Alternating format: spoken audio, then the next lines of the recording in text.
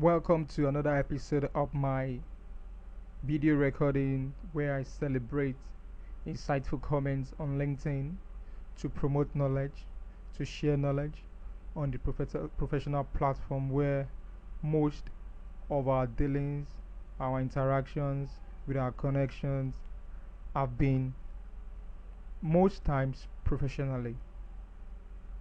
So today's post, which is being recorded, made by Dr. Asteria. Quite insightful, I must say. Talking about resilience. How resilient are you? A very critical question for us to ask ourselves. The Resilience series, she tags it. No one likes to be criticized. According to the human nature, no one actually likes being criticized, which is true, which is real, which is factual. We are we receive negative feedbacks on our work, at work, behavior, at home, anywhere we have social building, social interactions. I beg your pardon. There is bound to be criticism, which could be negative or positive. We often feel threatened and become defensive, which is natural according to human instincts. It is natural to react in that way. But receiving criticism is especially when constructive can be a great way to develop oneself and boost our resilience. Negative feedbacks that we get is always a valuable lesson that can be used for our advancements. Depends on individual's perception. To handle criticism in a productive way that can help you grow a positive to help you grow in person and increase your resilience. Remember that negative feedback, even if it is not constructive, is always an opportunity for personal development. It could be at work, it could be from your friends, it could be at home, it could be anywhere you have human relations, anywhere there is a social gathering, religious gathering, academic gathering, and learning something about ourselves and others. Yes, we learn from people's experience, we learn from our experience, we share experience. Reason why this platform is indeed valuable to in many ways, depending on your perception of it. Be grateful for every negative feedbacks. Now, we've been talking about feedbacks, big bags, and we've been able to isolate, though not within the context of the post, positive, negative feedbacks. So if the feedback you've gotten or you've received in the time past, how did you treat them? How did you work with them?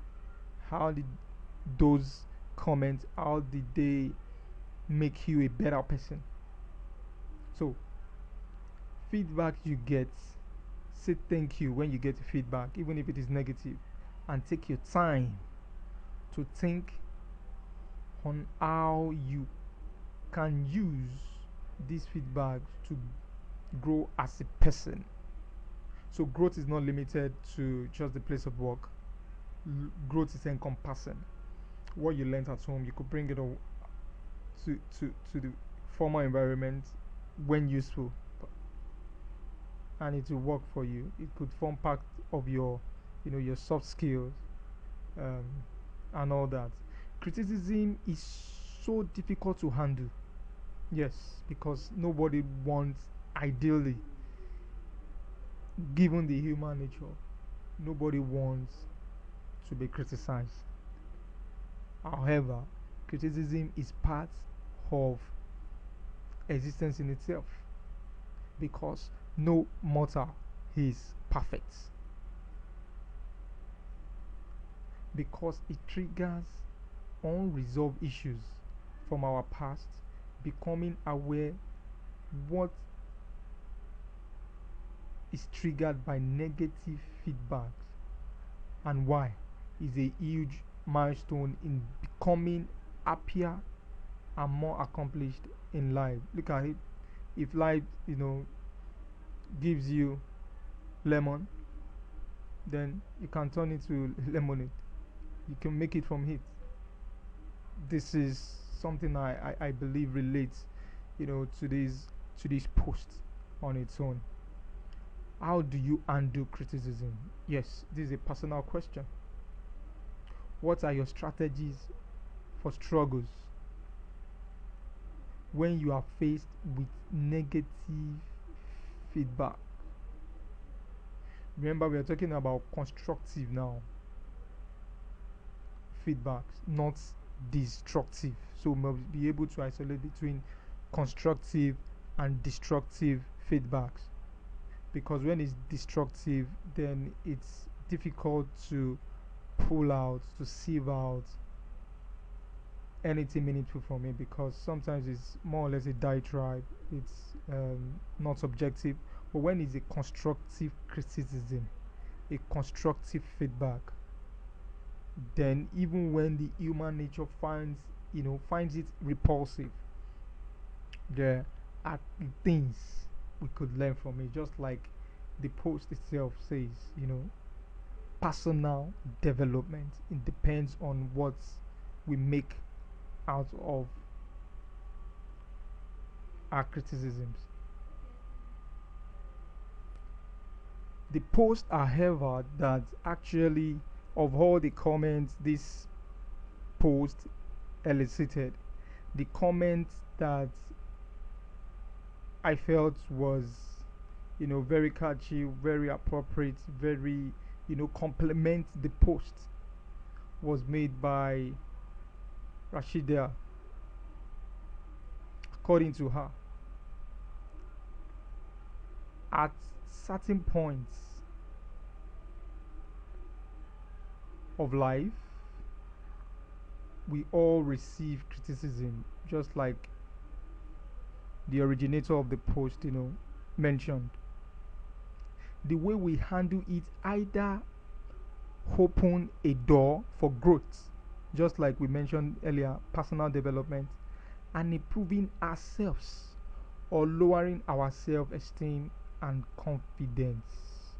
So if you are criticized, constructively, it could be a learning curve if handled positively. But if reverse is the case, then lowering our self-esteem and confidence could be the outcome. However, it does not always depend on us and how we handle it. There is a difference between constructive criticism and just like I mentioned, destructive criticism. Yes. And here we need to learn how to welcome both and take the most out of it. Yes. When it is thrown at you, what are you getting from it? What are you taking from it? Is it making you do your job better? Is it prompting you to enhance, to reskill, or to upskill on the job? Because a, a wise person once said that the literate of the 21st century will not be people that that can't read and write, but people that can't learn, unlearn, and relearn. Even in the quest for change, how to effect change, you need to unfreeze what you have learned. You need to unfreeze. You need to loosen up what you've learned. You need to sieve it out. Then you freeze it again. It becomes, what after reviewed, you you take the good part, you add new parts to it, then it becomes a new reality. Then you freeze again, and it is learning is not static. Whatever you know today could be stale tomorrow if you don't update your knowledge. So criticism will always come because we are humans, we are not perfect. We are all striving towards perfection, and perfection sometimes could be elusive to the human person. So going forward, when destructive criticism is repeated from one person for a long time, we might learn how to reject gracefully. Yes, we say criticism when it's destructive is not objective, is not just subjective. It's sometimes people use it to kill one's ego. People use it to kill other people's, you know, self-esteem. Some people use it to just cast aspersions on your output, causing depression. However, if you are discerning enough to segregate between constructive and destructive criticism, then destructive criticism should be thrown away into the basket of discarded opinions. In my own humble submission, just like Rashida, she has also said, gracefully you reject it. When it's destructive, then you know that it's not objective. You know it's not. It could someone could just be, having halo effects, attacking your personality, not your outputs, not the job itself. Then you must be able to differentiate between constructive and destructive. Constructive would be on the job, what you've done. Oh, you could do it better. Oh, you could write better. Oh, you could, get more skill to make your work better. But when it's destructive, the person leaves your psychology, what you've kept on the table for assessment, and begins to attack your personality, begins to attack your self-esteem.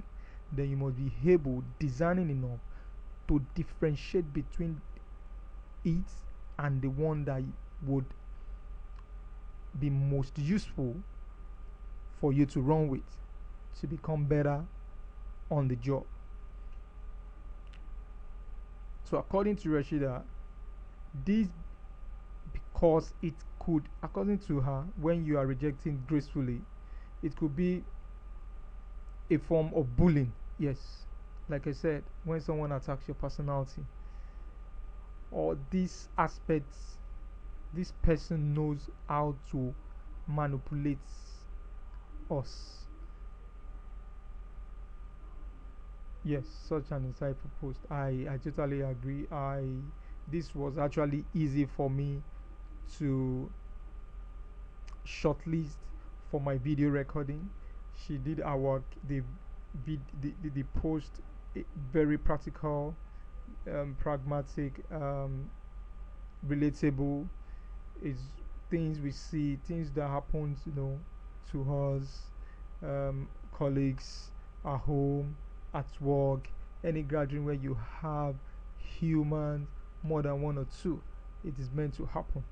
So it's, for me, very, very, very, very useful. And I hope we've learned one or two things, just like I did when I read the post. I actually came to the conclusion that this should make one of my insightful comments, and I would want to believe that you also agree with me with my decision. Thank you for your time. I appreciate you always, always.